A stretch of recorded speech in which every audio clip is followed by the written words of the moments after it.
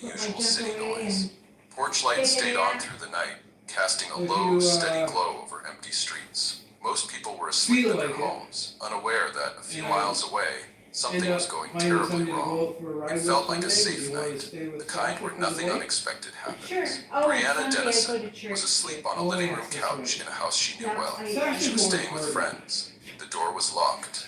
The area was See you familiar. later. Everything Okay. about the situation Alright, suggested have a she safe was drive, safe. Chris. She hadn't taken See you later. risks. Bye-bye. She hadn't wandered off alone. She was supposed to wake up in a few hours and go to class, continuing a routine she'd already built for herself.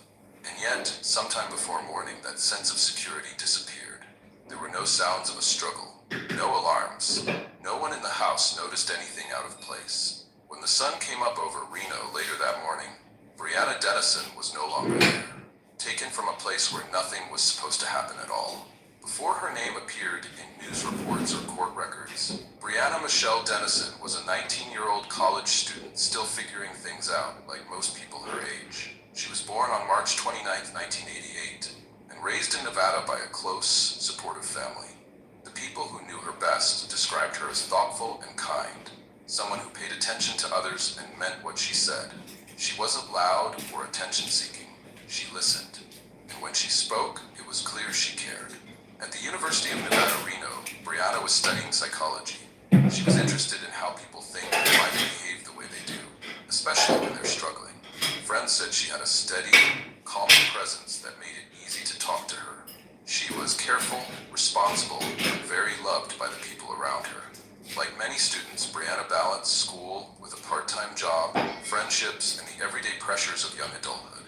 She laughed easily, showed up for people, and was just beginning to imagine what her future might look like. In January 2008, she had been staying with friends at a house on McKay Drive, a quiet residential street close to campus. It wasn't unusual. College friends stayed over all the time, especially during winter, when late nights and cold weather made it easier to just sleep where you were. The house was familiar, comfortable. It had been full of conversation and noise earlier that night. To Brianna, it felt safe. What happened next had nothing to do with the choices she made or the kind of person she was. She wasn't singled out because she stood out or because she knew someone dangerous. She crossed paths with someone who didn't know her at all, someone who noticed an opportunity and acted on it. That randomness is one of the hardest parts of this case to accept. Brianna wasn't chosen for any reason beyond circumstance. And during the quiet hours bowl before and morning, spoon her for life the collided sugar with or someone whose actions would end it sweetener, so you have some abruptly place and to put it in. senselessly, cutting short everything she'd been Here's your building receipt. toward. Oh, Saturday, thank you. January I- 19th, 2008, started out Yeah, I cool. can't, you can't use Brianna this spent the to day use. doing what a lot of 19-year-olds do, juggling school responsibilities and enjoying the small Can you freedoms use of this? being Yeah, I young. did. That Yeah, night, she because went out with it's friends just to that cash, celebrate you a have no birthday. name There or was nothing music, on it. So, conversation, So and this, laughter. this one's Nothing cash wild. too. Nothing Yeah, that see, stood I don't out. know, I was like, When the when night you started to get wind down, there? Brianna made a practical Well, choice. there's- Instead of driving home There, late in the there's cold, only if it's she went back with tax. friends to the house Only on if there's McKay tax on Drive. it. She knew the place well. HST, She had yeah, stayed there $4. before. I It used felt like the tax. safest option. Yeah. After So midnight, did you use the that? house grew quiet. Yeah, Lights went today? off. And I Doors grabbed were some locked. food and People stuff. headed to their and- rooms. Oh, Brianna that's settled good. onto the living room And I grabbed the couch, wax wrapped into herself in a my blanket, thing. and went to Oh, sleep. good. She I didn't expected really to have wake up anything in a else to few buy. hours, Yeah. I grab her bought things, zinc, and pick up right where she vitamin. left Oh, off. okay. Sometime between All 3 right. and 4 a.m. that night, You're allowed to she, take zinc? without anyone inside the house I noticing. think so. Investigators But I'm believe a gonna go man on- approached the yes. home while it was dark. Yes. There Yeah, was no because sign it's that been a window had been a tough broken day. or a door forced open. Yeah, Nothing exactly. suggested a loud Yeah. struggle. Didn't go good, No eh? one It sleeping went inside well. heard Yeah, anything. he That fought it. quiet matters. Whoever They entered had the to house sedate moved him carefully and twice before deliberately. they put Brianna was taken from the um, couch while she slept. the IV She in. didn't have time to call or It's the text same anyone. stuff that they give Her to you phone when you stayed die type behind. of thing. Her shoes were still where she I had don't left know. them. I didn't When the ask. person responsible left the house, Yes, Brianna Dennison was gone, taken from I a wouldn't- locked I home wouldn't in a wanna quiet know. neighborhood, leaving Just in behind case no they visible accidentally mess, only shot the me sudden instead of the absence cat. of someone who should have been there. Yeah, I'm Morning sorry arrived about slowly. that. Sunlight came through the windows. Wow. Alarms went off. People Nothing began I to can wake do up, about it but Brianna except wasn't that there. it's, At you know, first, no one panicked. part of They life. tried to make Right, sense of yeah. it. Maybe she had left early. Maybe Happens- she'd gone somewhere happens to the nearby. best of But us. as time All passed, of us. concern began to Yeah. No build. matter Her what. belongings had Hopefully moved. Buddy's in a good Her place phone and he's went happy. unanswered. Yeah. Nothing about her I hope so disappearance too. made He's not sense. doing By anymore. midday, Yeah. worry turned into Okay, fear. I'm going Police were home. called, and what Okay. began as a missing person report quickly took on more urgency. Officers searched the house and the surrounding area. Friends retraced their steps from the night before, hoping something small had simply been overlooked. There was no simple explanation. What became clear was that Brianna hadn't wandered off, and she hadn't chosen to disappear. Something had been done to her, and the realization that followed would soon ripple far beyond that house on McKay Drive, shaking an entire community. Once police were called, everything changed. This was no longer about someone running late or forgetting to check in. Brianna Dennison had disappeared in a way that didn't add up, and with every passing minute, the concern grew more serious.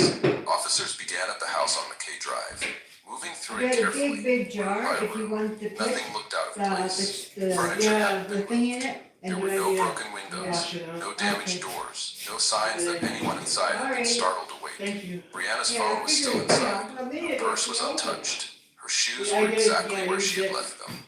To investigators, that stood out immediately. People don't leave without their phone or shoes, especially in January, and especially not without telling anyone. The search spread outward from the house. Officers checked nearby streets, alleyways, and open areas. Friends went back over the night before, replaying conversations and movements, hoping they'd overlooked something small that could explain her disappearance. They came up empty. As hours turned into days, the effort expanded. Flyers appeared across Reno. Volunteers joined law enforcement, searching rural land, ditches, and stretches of open terrain outside the city. Local news broke into regular programming, and Brianna's photo began appearing on televisions throughout northern Nevada. Her family waited, holding on to hope while bracing for what they feared might come next. 3 days later, that fear became reality. On January 23rd, 2008, Brianna Dennison's body was found in a remote area near Hidden Valley, southeast of Reno. The location was far from campus, quiet, isolated, and rarely visited. The discovery confirmed what investigators had been increasingly worried about. Brianna had been killed. The news spread quickly. The university reacted almost immediately. Vigils were organized. Some classes were canceled. People who had never met Crazy. Brianna mourned alongside those who knew her well. What unsettled many wasn't just that she had been murdered, but the circumstances surrounding it. She hadn't been out alone late at night. She hadn't been somewhere unfamiliar. She had been asleep inside a locked home. For a lot of people, that reality changed how safe they felt. Investigators now faced a different urgency, not just understanding what had happened to Brianna, but finding the person responsible and figuring out whether they were still out there. At that point, the search was no longer for Brianna. It was for whoever had taken her life. With the search over and the case now officially a homicide, detectives returned to the house on McKay Drive with a new focus. They knew something important had happened there, that even if it hadn't been obvious at first, not every crime scene looks violent. Some leave very little behind. Forensic teams carefully examined the living room where Brianna had been sleeping. The couch, the floor, the nearby furniture, everything was documented and checked methodically. Each surface was inspected under strong lighting, one section at a time. That's when they noticed it. A single shoe impression. It wasn't easy to spot. It wasn't tracked across the floor or left in dirt. Instead, it appeared faintly on a piece of furniture near the couch. Once investigators saw it, though, there was no mistaking what it was. The shoe print didn't belong to anyone who lived in the house, and it didn't belong to Brianna. Investigators photographed it, took measurements, and preserved it as evidence. The tread pattern stood out. It wasn't common, and it was detailed enough to be useful. It was the first clear indication that someone else had been inside the home. At the location where Brianna's body was found, investigators worked just as carefully. The area was documented thoroughly, and forensic teams collected biological evidence that allowed them to develop a DNA profile of an unknown suspect. For the first time, the case had direction. Someone had entered the house. That person had left a shoe impression, and DNA linked them to the crime.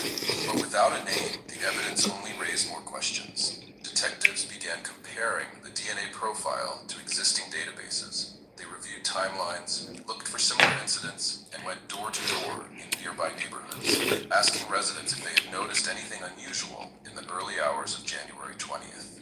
Then, investigators received a report that shifted the case.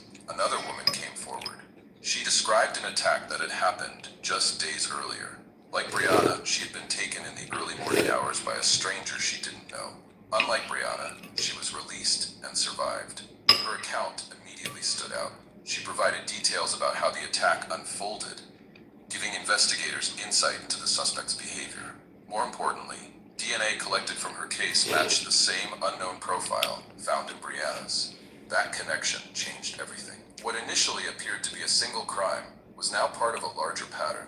Someone was moving through Reno during the early morning hours, targeting strangers and leaving behind very little evidence, but not none. With a matching DNA profile, a distinctive shoe print, and a surviving victim who could describe the attack, investigators finally had solid ground to stand on. They weren't guessing anymore. They were getting closer. As investigators worked quietly, life in Reno began to feel different. News of Brianna Dennison's disappearance, followed by the confirmation of her death, spread quickly. What unsettled people most wasn't just the violence of the crime, but how random it was. She hadn't been out walking alone. She hadn't put herself in danger. She had been asleep inside a locked house. For students at the University of Nevada, Reno, the case felt uncomfortably close. Classes went on, but focus was harder to keep. Parents checked in more often. Friends made a point of walking together, even during the day. Porch lights stayed on overnight. Doors were locked, unlocked, and checked again. Police increased patrols in residential areas, especially near campus. Detectives asked residents to report anything that seemed off, even if it felt minor. In a case like this, they explained, small details could end up mattering. Inside the investigation, there was another concern driving everything: whether it could happen again. The DNA connection between Brianna's case and the earlier assault confirmed it wasn't a one-time event. The person responsible had attacked before, and there was no guarantee he wouldn't do it again. That knowledge added pressure to every move investigators made. Detectives went back through older reports, suspicious activity, attempted break-ins, early morning encounters involving women. They compared timelines, mapped locations, and looked for patterns that might show where the suspect spent time or how he chose his targets. The surviving victim's account became especially important. Her description of the attacker's behavior, calm, controlled, deliberate, suggested someone who planned carefully and relied on catching people off guard. At the same time, forensic analysts continued running the DNA profile through databases. Some leads went nowhere. Others raised hope, only to fall apart. The community waited. With no arrest, fear lingered. Each night felt longer than the last. Then, in mid-February, investigators finally got what they'd been waiting for. A DNA match came back, with a name. The break investigators had been waiting for came quietly. A DNA match. After weeks of testing and comparisons, the unknown profile connected to Brianna Dennison's case was finally identified. It belonged to a man living in Reno, James Bila, 27 years old. Up until that point, he hadn't drawn attention to himself. Detectives moved carefully from there. They didn't make an immediate arrest. Instead, they took time to solidify the case. They reviewed his background, monitored his movements, and worked to reconstruct where he had been during the early morning hours of January 20th. What they learned raised serious concerns. Biela lived close enough to the University of Nevada, Reno, to move easily through student neighborhoods. He had access to a vehicle, and he had no personal connection to Brianna Dennison. That last point was important. It confirmed what investigators had suspected from the start. Brianna hadn't been targeted for any personal reason. She had been chosen because she was there. On February 14th, 2008, detectives made their move. James Bila was arrested without incident. To most people, it looked like a routine arrest on an otherwise ordinary day. For investigators, it marked the end of weeks of pressure and uncertainty. Search warrants followed soon after. Inside Biela's residence, officers found shoes that matched the tread pattern discovered at the McKay Drive house. The size, wear, and design were consistent with the impression found near the couch where Brianna had been sleeping. Forensic testing confirmed what the evidence already suggested. Biela's DNA matched the biological evidence recovered from Brianna Dennison, as well as from the earlier assault involving the surviving victim. For the first time, the case had a clear focus. For Brianna's family, the arrest brought answers, but it didn't bring relief. Knowing the person responsible was in custody didn't lessen the loss or the reality of what had happened. Across Reno, there was a sense of release. People felt safer, knowing the person responsible was no longer free. The fear hadn't vanished, but it was no longer abstract. It had a name, and it was headed for court. With James Bila in custody, the case moved out of the hands of investigators and into the courtroom. This phase was different. It wasn't about searching or speculation anymore. It was about laying out what had happened, step by step, in a public setting. For Brianna's family, it meant sitting through details no parent should ever have to hear. For the rest of Reno, it was the moment the case became real in a way headlines never could. Prosecutors built their case carefully and methodically. They walked the jury through the timeline of January 19th and early January 20th. Brianna returning to her friend's house, the door being locked, and someone entering while she slept. They presented the physical evidence, the shoe impression found near the couch, the DNA recovered from Brianna's body, and how both were linked directly to James Bila. The testimony of the surviving victim was also central. Her account aligned with the forensic evidence and helped explain how the attacks happened. She described a stranger who relied on surprise and control, reinforcing investigators' conclusion that the crime was deliberate and opportunistic. The defense attempted to raise questions about timing and sequence, but the evidence was difficult to dispute. The DNA connection and the matching shoes left little room for alternative explanations. As witnesses took the stand, the courtroom was quiet. Friends and investigators described the night Brianna disappeared and the days spent searching for her. Through their testimony, the jury heard about Brianna not just as a victim, but as a person, a young woman who was careful, kind, and deeply loved. In 2009, after deliberation, the jury reached its decision. James Bila was found guilty of first-degree murder, kidnapping, and sexual assault. He was sentenced to death. For the Dennison family, the verdict brought accountability, but not closure. No ruling could change what had happened or bring Brianna back. Her absence remained constant and unfixable. In the community, the case left a lasting mark. It challenged assumptions about safety and forced people to confront how unpredictable violence can be, even in familiar places, even behind locked doors. When the trial ended and the courtroom emptied, the legal process was complete. But for those who loved Brianna, and for many who followed her story, the impact of her death didn't end there. It became something they would carry with them long after the verdict was read. Thanks for watching. If you're interested in real investigation, Her boyfriend from high school was quite a big man in a muscular way.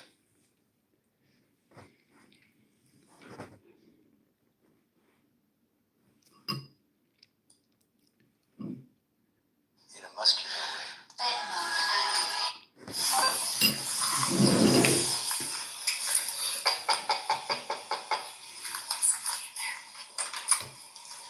Hi. How are you? Good. How are you? Kiddo's home? He's missing something.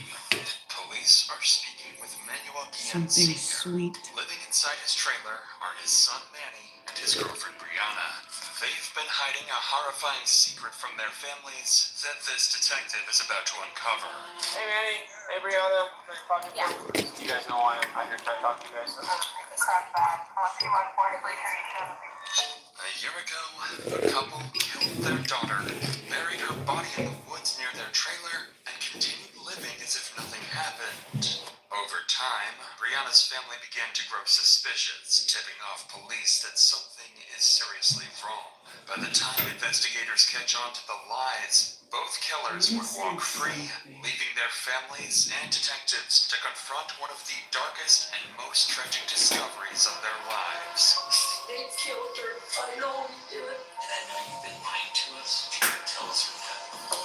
Right there? Yeah.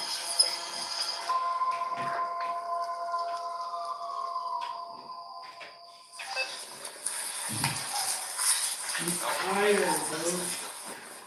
This He is is the home sleeping of Aurelia and Manuel Sr., the parents of Manny Guillen. Police believe Manny is connected to a missing child investigation. 2 days ago, Eddy County deputies received a troubling call from relatives of Manny's girlfriend, 24-year-old Brianna Stallings, reporting something concerning about her daughter. We were concerned about my cousin. Her name is Brianna Stallings, and we've never seen her with her baby. She dropped it all on social media and everything. She's with a guy named Manny Guillen. Brianna's cousin would go on to explain that the family hasn't seen Brianna's daughter in nearly a year, and that one of the last places the child was seen alive is right here, at the residence of Manny's parents. These officers are here simply to conduct a welfare check. Unknowingly, they are moments away from stepping into one of the most disturbing murder investigations of their careers.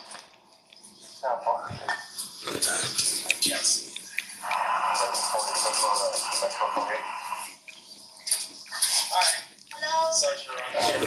Hi, how are you, sir? Very good. Manuel again. Nice to meet you, Manuel. Hi. Officer, how are you? Good, how are you? Is anyone else here? No. Just you two? Yes. Can we go talk over here? Would that be okay? I'll just talk with them real quick. Do you know if Well, what I heard already, yes, I know what happened already. When I know that she was with my son, because one day they appeared over there, they had a problem sitting here, nobody they take care of her. But she's pretty good. She's pretty good. did you know if the baby had been born? Did you ever see the baby? When they born, they were together. They were together, and like I told you, According to Manny's father, Brianna appeared estranged from her own family. She didn't seem to have anyone looking out for How do her I and do slowly that? began leaning on Manny and his parents as she went through her pregnancy. On the surface, Manny's father seems unaware that anything might be wrong with Brianna's daughter, but officers are about to learn he may know far more about the missing child than he realizes. So when she had the baby, where were they living? after they had a baby, they went with me maybe a week over there, and they went somewhere else. So right after they had the baby, they lived with you for a little bit?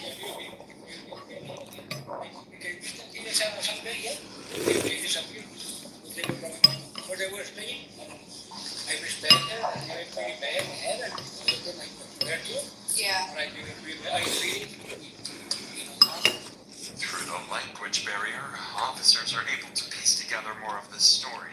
Manny's father goes on to explain that his son served in the Marines and that he believed Manny cared deeply for Brianna's daughter and took good care of her. He also says that he tried to help the couple, allowing them to stay with him, offering support and showing sympathy for Brianna's situation after she became estranged from her own family. However, he also admits the couple were unstable. They would stay for a while, then disappear again. At the time, Manny's father believed he was doing the right thing, helping a struggling couple get back on their feet, but he has no idea that this will become the biggest regret of his life. Before leaving the place, officers also speak briefly with Manny's mother, who'd have some concerning statements about the couple. So Manuel and Brianna never lived there when you were there? Iban y venían. With the baby? No, la baby no nació. She wasn't at the house there when the baby was. I get visited. Okay. Manny's mother would speak to officers in Spanish. She tells them that every time she asked Brianna and Manny about their daughter, the couple told her the child was with a family member. But she leaves out several concerning details about what was really going on in Manny's life. Details officers will soon uncover on their own.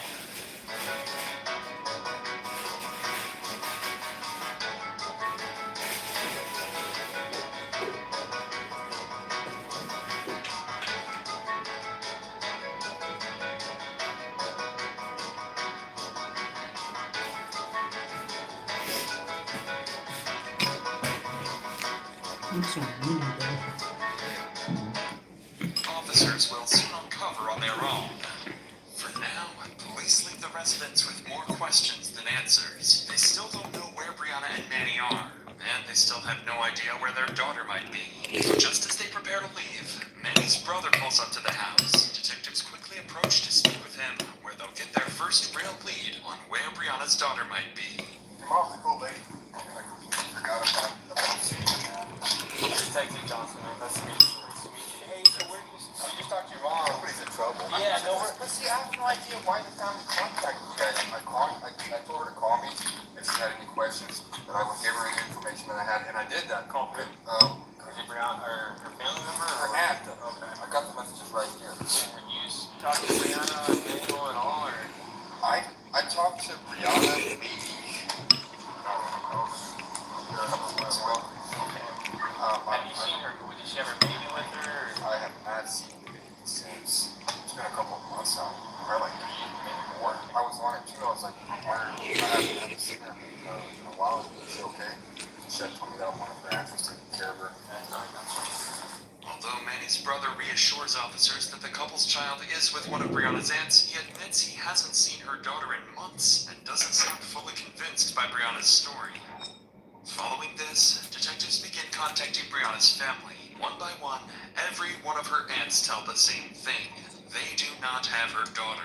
One of Brianna's aunts, Ruby, insists detectives come speak with her in person because she's seen and heard troubling details about Brianna and Manny's relationship they need to look into. When detectives arrive to speak with Ruby, they'll quickly realize there's more to the story than a missing child. Hello, are you Ruby? Yes, sir. I'm Ruby. I'm Detective Johnson. We spoke on the phone. Yes. I think you said you had something. Yes, come on in. Come here, baby. Is that alright if I come in? Yes, come on in. Thank you. I know something's going on because when Brianna was pregnant, she was here with me and she left. I raised Brianna since age 6. And I spoke to her brother earlier. I called him on my lunch break. It was Brian. And I asked him, hey, what's going on? I said, have you met your niece? Have you seen her? He says, no, we haven't.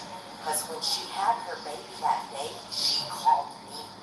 Yeah, then you went to the hospital. Yeah, I went right away and he kind of got mad, the guy she's with. Manny? Yeah, because I was She was already with Manny. yes. And he kind of got mad and he whispered in her ear and he walked out. And I'm like, and I said, he's mad, huh? I told her, yeah, he got mad. She goes, yeah, we don't pay attention to him. What the detective is hearing now isn't just concerning, it's deeply unsettling. It's the first time the relationship between Brianna and Manny begins to sound volatile and potentially dangerous. Ruby doesn't know it yet, but her intuition is spot on, and in just a matter of days, she will be told the most horrific truth imaginable about her grandniece. For now, the detective leaves Ruby's home and heads back to the station, knowing they need to move quickly and locate Brianna and Manny. What Ruby shared was troubling, but it's only the beginning, and far worse revelations are still to come. 2 days pass with no sign of the couple or their child. Then, a call comes in from a woman named Desiree, who identifies herself as Brianna's former roommate. She's heard about the missing child and has important information about Brianna's boyfriend Manny, details his own family never shared with police. The only reason that everything kind of went to me is just she fell off and like she just didn't talk to nobody. And then this kind of like happened, you know. Do you know why she was kind of disassociated herself from other people? Her and Manny were fighting so bad. She had to just look at baby. She has a son, and I'm pretty sure that he had got that baby taken away because he beat the shit out of the baby. And so he doesn't have that kid anymore. The mom has the kid. Brianna, she was with my mom for 2 years. She was with me for 1.5 years. I've always been like trying to help her out and stuff. Well, when she was pregnant, you know, he had said that he didn't want to be with her. And he didn't want the baby. He doesn't want a kid. That's why he got rid of his other kid. So it kind of worries me on that part, you know. Needless to say, Desiree's call paints a disturbing picture of the couple. If Manny already lost custody of his own child due to abuse, then there's every possibility that Brianna's big daughter may have suffered the same fate. Together, the pair comes across as volatile, irresponsible, and deeply unfit. A dynamic that only adds more urgency for the detectives to locate them and find the missing child. The next day, as detectives begin mapping out their next steps, they finally receive a tip on the couple's whereabouts. Brianna and Manny are staying at a trailer belonging to Manny's father. Officers immediately drive to the address, hoping to finally speak with the couple directly and get their side of the story. Police department. Several minutes pass with no answer. Then the officer knocks again. When Brianna and Manny finally step out of the trailer, it's clear they already know why the police are here, and they have a story prepared. Hey, so, I'm Detective Johnson, by the way. Sorry, do you guys know why I'm out here trying to talk to you guys? It's because I heard, I guess my family speaks and talking to his family. you know about what? I guess the ladies in pregnancies. So that's why I'm involved as a detective, you know what I mean? Just because stuff like that gets passed on to us. So, where's your baby at right now? She with a friend. Where's that? What is? In Juarez? Okay. Who's your friend in Juarez? Her name's Maria. Maria. If you don't mind, I'm just gonna talk to you guys individually real quick, and then I'm gonna talk to both of you quick. So can you just hang out with him for a minute? Hey, can I talk to you over here? Yeah. So.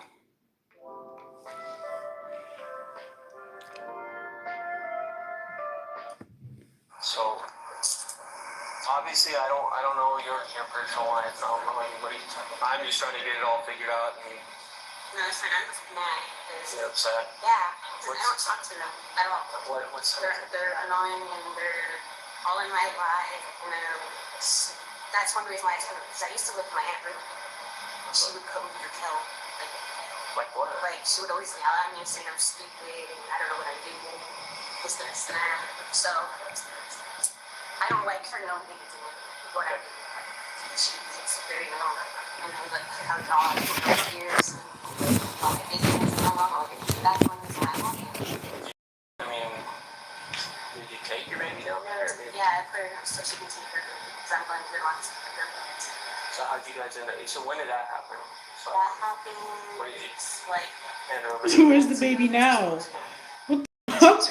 Yo, the whole time they're Family talking. constantly interferes in her life, and she doesn't want to So deal where's with the it. baby She now? even speaks negatively about her aunt, Ruby, claiming she was never supportive of her. Nothing about Brianna's story immediately raises alarms, so to verify the details, the officer moves on to speak with Manny separately to cross-check what Brianna has already said. This is when a small discrepancy surfaces, one that will mark the beginning of the couple's story falling apart. Hey man, so you kind of just give me a rundown of everything going on. Alrighty, so as far as I know, like her family's been trying to get a hold of her because I guess they haven't been in touch on how she's doing and the baby's doing. And she spoke to a couple family members. I think it was her aunt or brother or some shit like that because they messaged her. And she told them to like, yeah, like we're doing okay, like you guys don't gotta worry about nothing. And then So where's the baby now? Make sure everything was okay. And then after that, then they started fucking. My mom told me, she's like, oh hey, there's detectives here at my house, like trying to figure out like if you guys are missing or some shit. You guys haven't like talked to the family or like, dude, like what the fuck? Like she's talked to her aunts or someone. She's talked to a couple family members and let them know like everything is okay. And like they're still doing this shit. So I don't know. So the baby's in Juarez? When did that happen? Roughly the day or the month? Like Beginning of the year? Like February? Me broke. So like how are you supposed to get contact? Or Broke. what's the plan? Is she gonna go back for a baby at some point? So as far as I hear, it's like once we got good and shit, we were gonna be, I guess she was gonna be hitting us up back then. That's all I know, so. Not only does Manny give a completely different time frame for when Brianna's daughter was given away, but he also can't provide any basic details for the supposed friend the child was given to. When the officer circles back to Brianna with the same question, she can't answer it either, and offers no way to verify that this friend even exists. At this point, the officer's suspicion grows, and with the inconsistencies piling up, he makes the call to detain the couple and bring them to the station for further questioning. Once at the station, Brianna and Manny are placed in two separate interview rooms. They still don't know their stories don't match, and investigators intend to keep it that way. This is the police's only chance to finally figure out what really happened to Brianna's daughter and who's responsible. As for the couple, one wrong answer could expose the horrifying secret they've been hiding for months. So, how did you get in contact with Maria? Where's the baby now? When did this happen? That's the first thing you should be asking. Where is the child now? You have the messages on WhatsApp from Maria?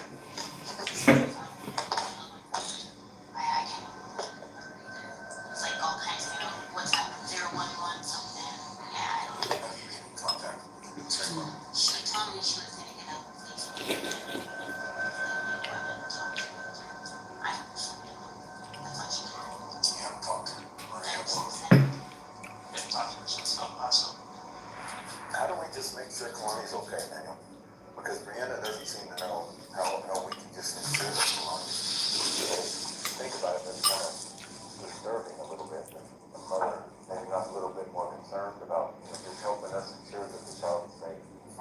I know sometimes she has problems with her tongue.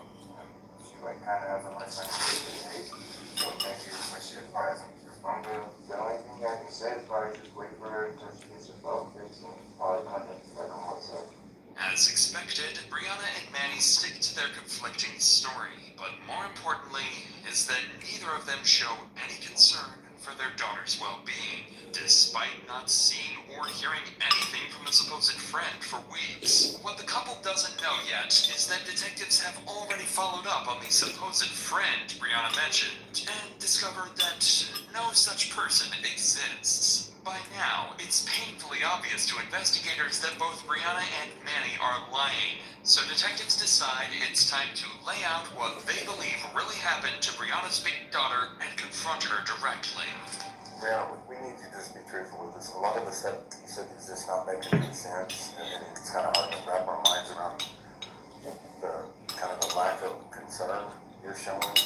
We just need to make sure Kalani's okay. I mean, we get it, stuff happens, and people live through hard times. We understand that. Something happened. Something that you don't. Whether or not Kalani's okay or not, something happened. After this happened, you guys discussed this, tried to come up with a story talking about a person who we know nothing about. There's no proof that we were eating these kids. Something happened. Mistake happened, what can you right now? What matters?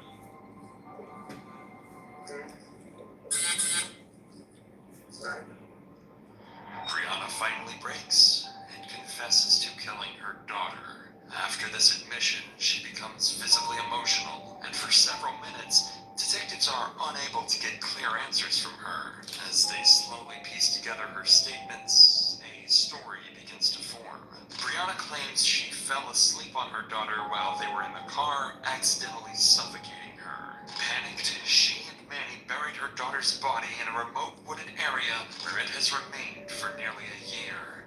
After the confession, detectives decide to give Brianna a few minutes alone to collect herself and to reconsider the story she's choosing to tell. Because even now, she's taking full responsibility and insisting Manny had no part in what happened. When detectives return to the room, they know what they need to do next. Convince Brianna to be honest about Manny's role and where her daughter's body is buried. Brianna, how are you? Doing okay? I'm sorry.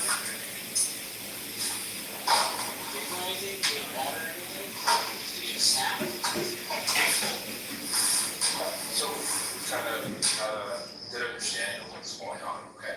You're not in any kind of trouble right now. What we can to help you, okay? With, I guess, you being willing to help us as well, okay? Would you be willing to drive up to Queens right now, kind of show us where you need to go? You're gonna go with us. Yeah, you're okay, well with us. Yeah, how'd you get here? Would you be comfortable with me? Yeah. After agreeing to help detectives, Brianna seems to regain her composure, speaking calmly and answering questions as if the weight of her confession has already lifted. In the next room, Manny has no idea his girlfriend just confessed and took all the blame. But he's about to find out as detectives prepare to drive both of them to the one place they never wanted anyone to find.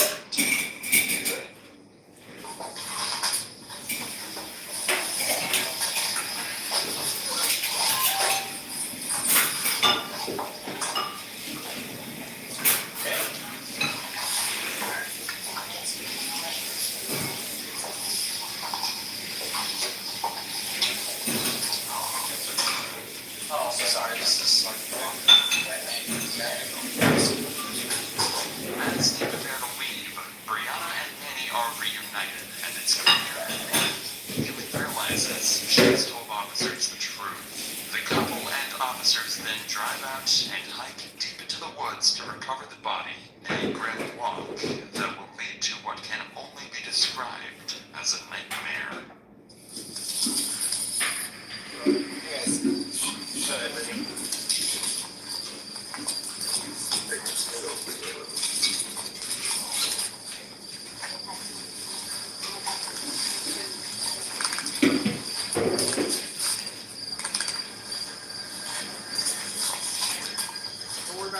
Got it.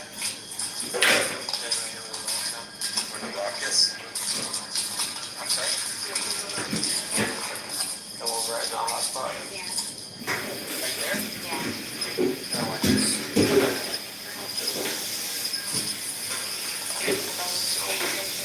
She's underneath the rock?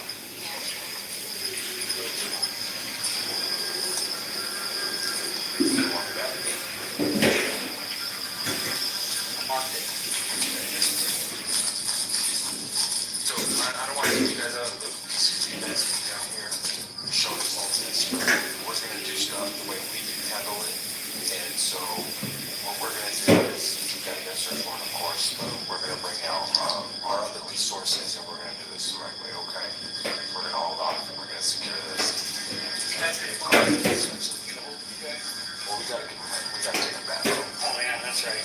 Yeah, sorry, that's my back. So it's not like we're just cutting market and leaving, so I just want you to know that that's not what we're doing. So it's gonna be a long process, okay? You're 100% sure that's the spot though? I think we're cooking. We've been marking along the way. By now, officers believe they found the burial site, but because it's already dark, they halt the search until the following day. Before Brianna and Manny are allowed to leave, detectives instruct them to return at noon. For now, the pair isn't being detained and are treated as two people who may simply be caught in a tragic situation, at least based on what they're admitting. A far cry from the real truth behind their lies, a horrific truth that police are just hours away from discovering.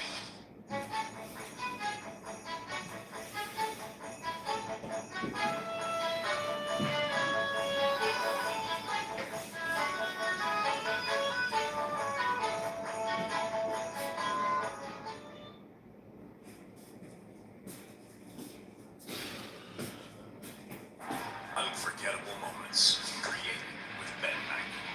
Celebrate concerts. Discovery. The next morning, Brianna meets detectives near the search site, but strangely, Manny doesn't join her. Instead, he waits inside a detective's car, refusing to return to the burial location. Brianna then leads investigators back to the wooded area, with forensic experts following behind. She's about to give them the confirmation they've been searching for, even though the couple responsible will eventually still walk free.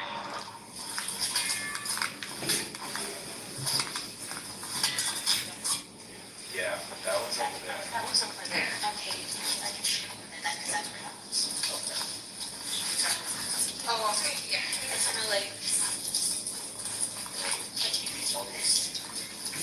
Right from that deal.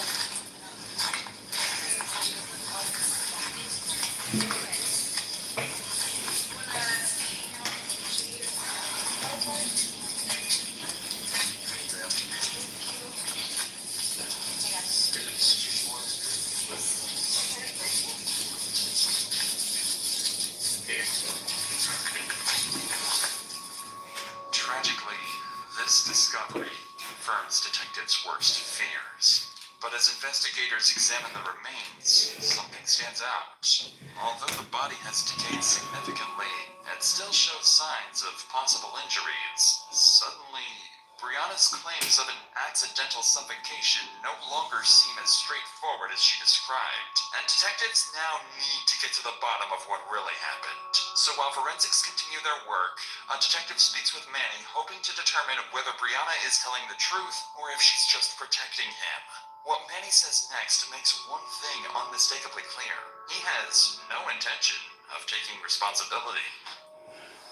We get it that the baby passed away, and you and Brianna buried the baby out here.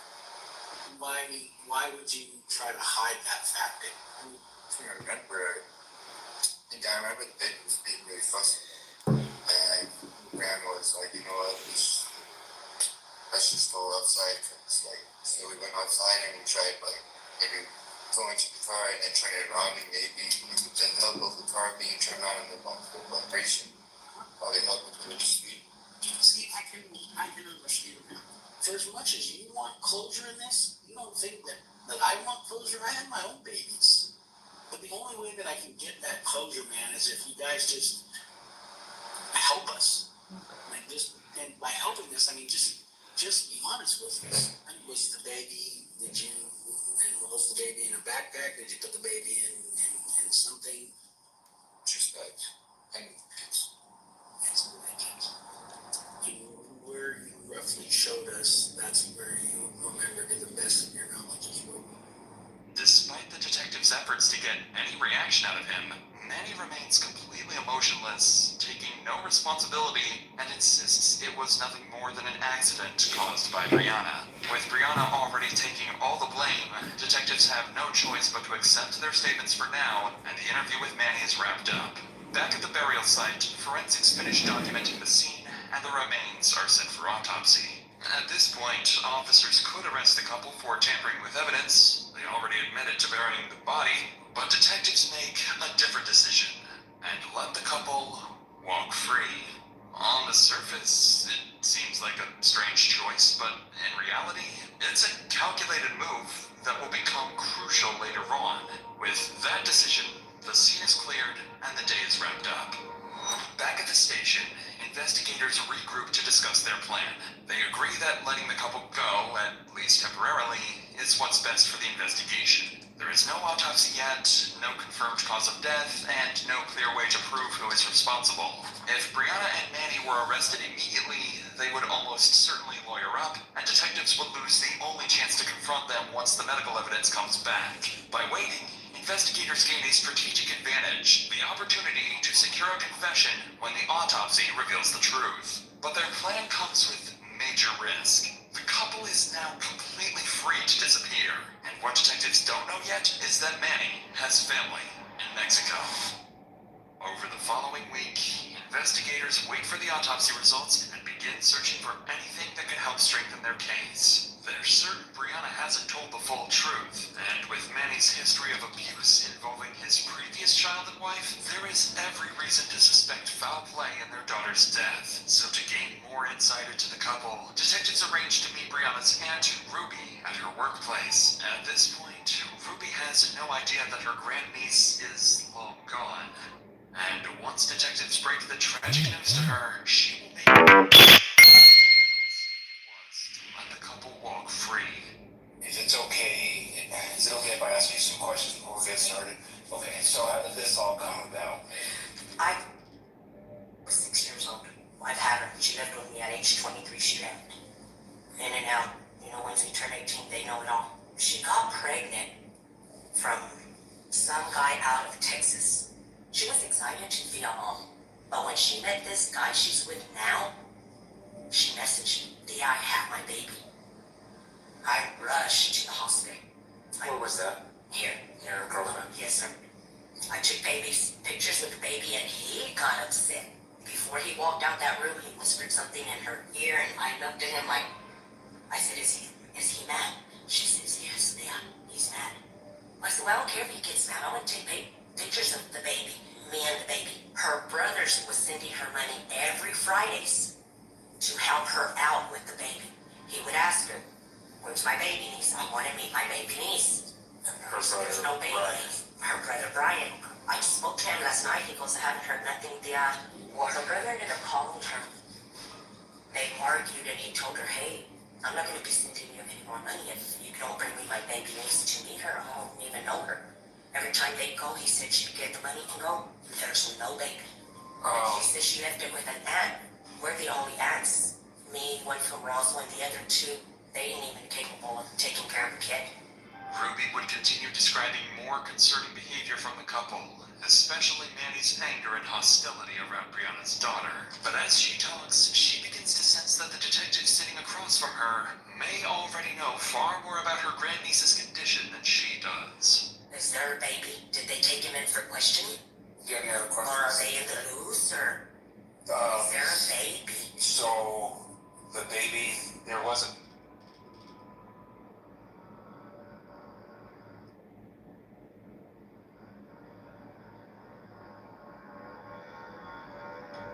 But y'all found her. I know, but we still have them. I know, and this is part of the judicial system that we have. No. They should be locked up. They should be also taking her to her doctor's visits or anything. So it's still under investigation. There's still a lot of questions we have, okay? Well, what are they saying? Again, we haven't really spoke to them, okay? They're gonna be gone. Brandon Johnson. If you go find them, they're gonna be gone. He's had family in Mexico. He has family. His mom's from Mexico. They have family in Juarez. Through her grief, she warns them about something they hadn't fully considered. The couple could already be on the run, especially with Manny's connections in Mexico. Additionally, her description of Brianna as a follower only reinforces what investigators heard before. It's starting to make sense to detectives why Brianna would take the blame, even if Manny played a bigger role in what happened. By now, though, Ruby is devastated, knowing she will never see her grandniece again. Her reaction is far more emotional than anything detectives have seen from Brianna. But sadly, the tragic news doesn't stop there, because Ruby is about to hear the most disturbing part about her grandniece's death. They killed her. He killed her. I know he did. I could have had that baby. I could have raised her. Do you know who the dad is for the baby? No, we don't know him. Nobody knows. Nobody knows who he is. The baby has been sent up to Albuquerque for an autopsy. How many months was she? So you're gonna Was do it the one? before she turned one? Probably. Oh my God. I don't know how old she was exactly, but I'm guessing a month to 2 months. When she passed away. Oh my God. So she. Oh my And again, God. I'm just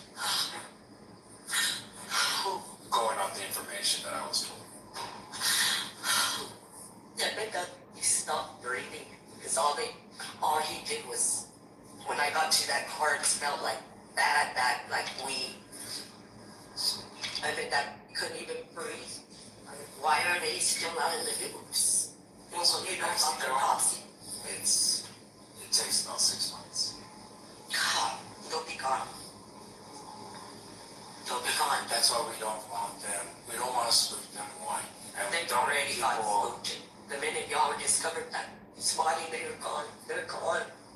I know they're gone.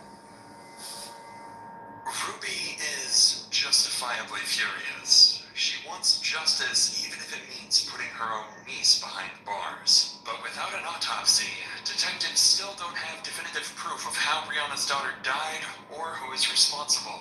Making an arrest now could jeopardize the case. With that uncertainty hanging over the investigation, detectives wrap up the interview with Ruby. At this point, they still believe waiting is a safer option, but that decision comes with a dangerous consequence. It gives the couple exactly what they need: time to run, disappear, and make sure they're never found. It reminds me of 3 longer stories. Hey, the score bet. How my passing yards looking? It's tracking, but they're also up 16 in the fourth. They're gonna run out the clock. Looks like it. Okay, cash out. Got it.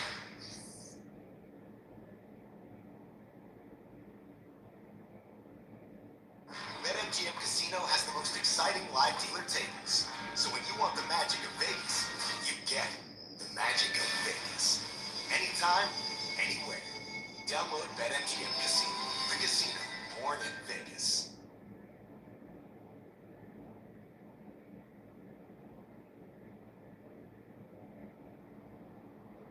Over 2 months later, the autopsy results finally come in, and the findings are more disturbing than anyone imagined. The report reveals multiple injuries in the child's system. Most importantly, the manner of death is ruled a homicide. For the first time, detectives have confirmation that foul play was involved. Now they need to figure out which one of them is responsible, and more importantly, where they are. Detectives are quickly sent out to search for the couple, but they're nowhere to be found. Days turn into weeks, and every possible address comes up empty. It begins to look like Ruby was right all along. The couple may have disappeared for good and gotten away with the murder of her grandniece.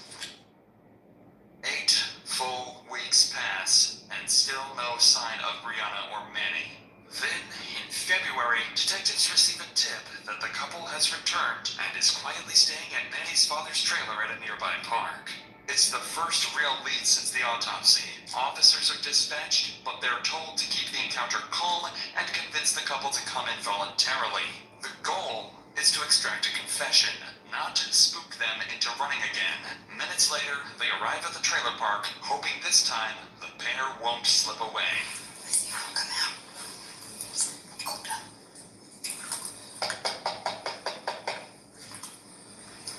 Someone's in there.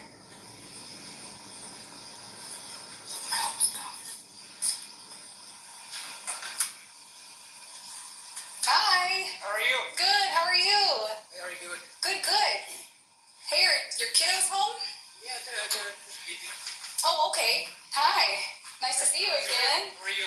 Doing good. Good. Call him Yeah, if you don't mind. Brianna. Can you call Brianna? Sir, can you just call Brianna out just for now? Okay. If you wouldn't mind.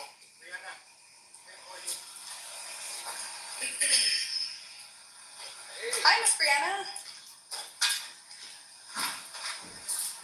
Some things have come up, and I would want to know if you'd like the chance or the opportunity to speak with us on it.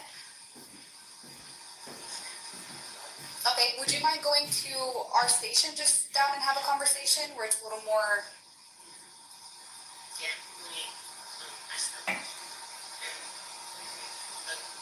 You'll go? Okay. Just want to share some things.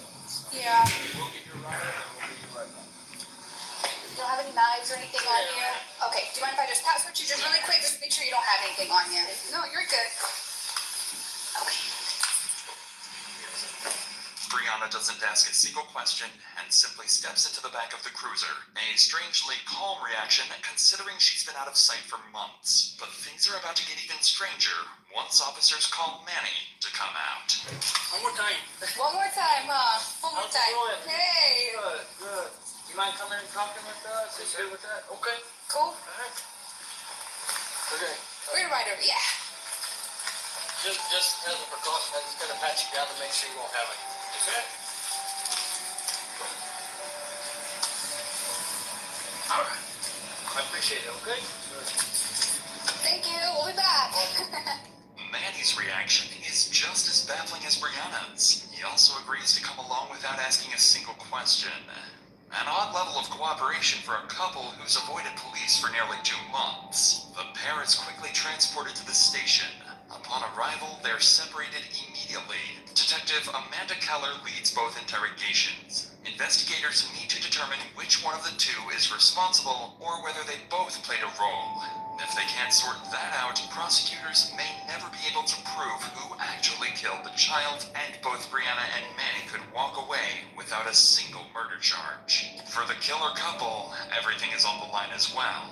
If one of them slips up, they risk a life sentence. But if they both stick to the same story, there's a chance they get nothing more than tampering charges or even walk out completely free for the second time. Yeah. Them good. Do you get some water? Oh, okay. So I know it's been a while. So again, my name's Amanda Keller. This is Edward Aranda.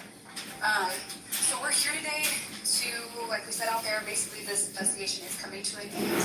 And we just had additional questions for you. How did that night start off? Well, okay, I was tired, and after I gave birth and all that, I got depression pills. So I would take those, and when that time happened, I took that, and I took allergy pills. So whenever that happened, okay, there's a whole car panic. I know I said that, but the actual thing was we were in bed, and So you woke up, baby was cold, you started doing CPR. What about Manny? What is Manny doing? yeah, I tried to myself, but then I freaked out like, oh shit, what's happening? Okay, and then what did you decide to do? I just put a plastic bag and everything, and just I guess I'm just confused as to why y'all would say that you were living in the vehicle. I were just standing, like just, I don't know, I don't know why I said that. So I just freaked out. Got you. That's why. Brianna still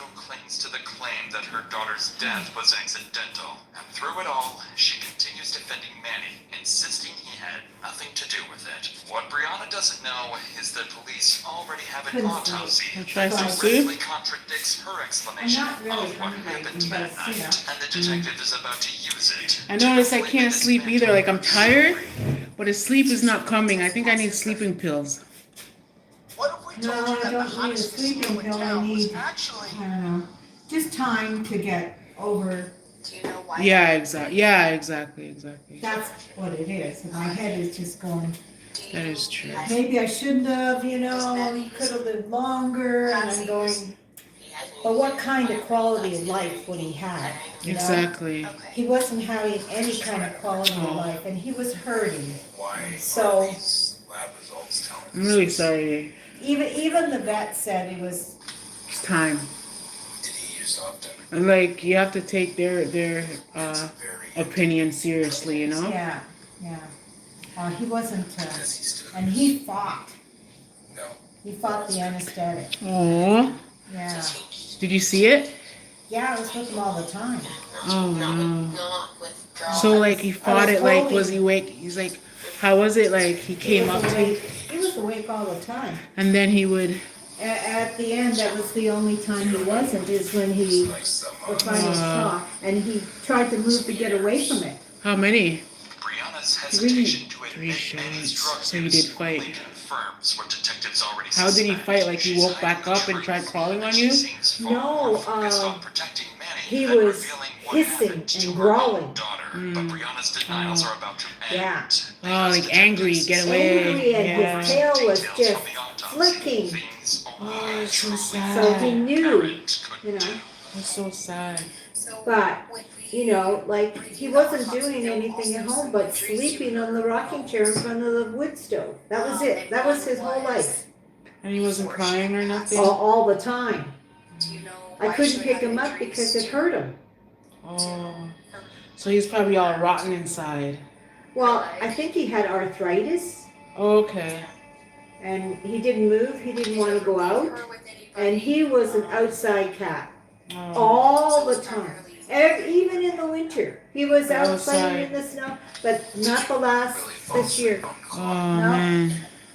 That's what killed her. I'm sorry. Were you Poor guys guy, eh? Just pull the plug. You may have taken Yeah. out on Kalani, Wow, or- it's better. If he's just been sitting there, he's not even eating properly, you said, No, right? no, and he's throwing up his food. See, so yeah. Yeah. Yeah, got him like soft food to eat, and he'd only lick the gravy. The gravy, He wouldn't eat He the can't food. chew it. Hurts Yeah. to chew. Was this just one time? So, or it didn't stay down, didn't set right, you know. Mm. But he liked it. He liked the gravy, but you know, Aw. It's not that. I'm so sorry, man. but That's good love. Like, just to have that type of love for something, for an animal, for a person, is precious, you know? yeah. It's very precious. Then I got out because I was always trying to kill me. Yeah, one day at a For the time. first time, That's all. Brianna isn't blaming Yeah. herself. She's hinting that Manny may have played a role in the child's death. Sorry, It is man. at this point, Hopefully- detectives decide to pause the interrogation and give her a short break. Hopefully worried you that she can, might shut you know, down feel completely if they better. push any Yeah, harder. But when it'll they take return time, to like the everything room, else. something You has know, my changed. mom and She dad really died, can't and hide the truth my any brothers longer. and my She's sister. afraid You know, and it all finally took reveal time. You're used what to that. happened to her daughter Well, not that fateful not night. well. I lost a dog a couple of years ago, and she had cancer. She had 4 surgeries, and they wouldn't operate on it anymore. They wouldn't even answer my calls to get her to go in and see the doctor. Oh. That shouldn't be fine. Yeah, So- they're like, it's too much. That's right. Yeah, they wouldn't do anymore. Why did you say earlier if Hmm. you felt like But you that's had all met right. somebody She else died that- at home, and it didn't cost me any more. And She's going to the pet cemetery. yeah, What is Rainbow Bridge. That's what they call it. Where is it? Like in their backyard? No, the Rainbow Bridge. That's heaven for the Yeah. animals. Rainbow What, Bridge. is it in their backyard though? No, I buried her in my front yard. The dog. Met her. Okay, but the cat. Oh, the cat I had Cremated? So they take care of the The ashes. Oh, okay. Yeah, so they do deal with them or, yeah.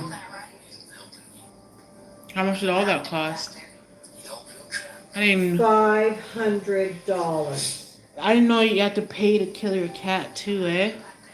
That's crazy. That's a lot of money. $250 to put them down. Okay. Was it the Humane Society? No, it's Dr. Teresa in Calendar where I Oh, I yeah. brought my cat in there regularly, Okay. right? Aw, And they knew Buddy, so that's crazy. yeah. She was good though. Hopefully you just you feel get better, over you it. know? Yeah. Yeah. It's really sad. Like for me right now, like I'm thinking of going back down south, but I need somebody to watch my cat. Just that alone is just like, what do I do? It's scary. I don't want to leave her in people's, people that's not gonna take care of her and treat her with love, because she's very loving I know. and quiet. That's really sweet. She is, isn't she? She is. Very sweet. And when if you look at her nose, she has hearts for her nose. Aw. Not a lot of cats have that. So like, No. she's definitely a sweetheart, Oh, she is a sweetheart. And like, I don't want nobody to hurt her. I I called the wouldn't. owner Yeah. that I bought it from. He's like, I can't right now because, he has like 3 of them. Yeah. 3 boy cats that are not fixed. She's fixed.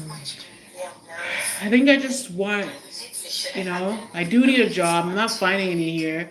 April comes. I think I'm just going to pack my stuff and put in the things. Jeff said he could look after her, but he has 2 dogs. But those dogs are nice too, though. And Mindy's kind of blind. Yeah, they don't know how long they're gonna have their dogs because they are getting older The too. dogs, right? One's what, 14? Yeah. Said, yeah. So, Yeah. Jeff's been an angel, so I can't see him saying I can't put my stuff in his garage She says the and then go military from there, changed many, insisting that if it Because weren't for him, either that or I'm going to live in a U-Haul truck, and then I can't have her in the U-Haul truck with me because I can get charges. I was just reading on that if I leave her in there. Like, pets are your kids. That's what I'm trying to get at. Like, it's emotional. I don't understand directly. I can't really relate. But the love that I have for Bella, it's just so, Yeah. I feel it. So I can just imagine how you feel. talk his way out of trouble, and the worst part is, he might be right. So, how long ago did you leave Jamaica? 9 years old. Oh, you were 9 years old? Where did you stay, in Canada? My whole life. Yeah, Hamilton. Oh, in Hamilton all the time? All the time. And then Oh, you went to I school broke up with there? graduated and everything, PSW school there and everything. And then I started hanging out with people, and they weren't really my friends. They laughed at me when I fail. And then I try to achieve stuff, and then I fail. So I get embarrassed, and I hide, And then my ex-partner broke up with me, and that was really bad breakup. And she moved to Hamilton, and I'm not driving. I was driving when I met her, and I just fell in a dark place. So I don't want her to see me down and out. No. So I'm trying to build something. I don't know, trying to do something just to make myself feel good. I just saved $10,000. A car. I have to wait till Jeff gets back, and all that money's gone to fixing the car. I paid off a lot of bills. I have 1 left to pay off. So I don't know. I think I screwed up because they wanted me to build a house in Jamaica, and I think that would have gave me confidence and lift up my self-esteem. But I decided to buy a car because that would probably get me more money and drive fast around places, right? But I don't know. But yeah, I came here at 9 years old. Wow. Yeah, 1995. Oh, your parents came with you, obviously. Yeah, I came with my brother and my dad. My brother. Okay. My dad came first, then my sister, and then me and my brother came. Tawny. He's in Alberta. Oh, okay. My dad has 3 kids with my mom. Me, Andrea, and Tawny. Your brother that's out in Alberta, is he doing okay? Or is he working? He does. Jobs up there? Yeah, he does welding and stuff.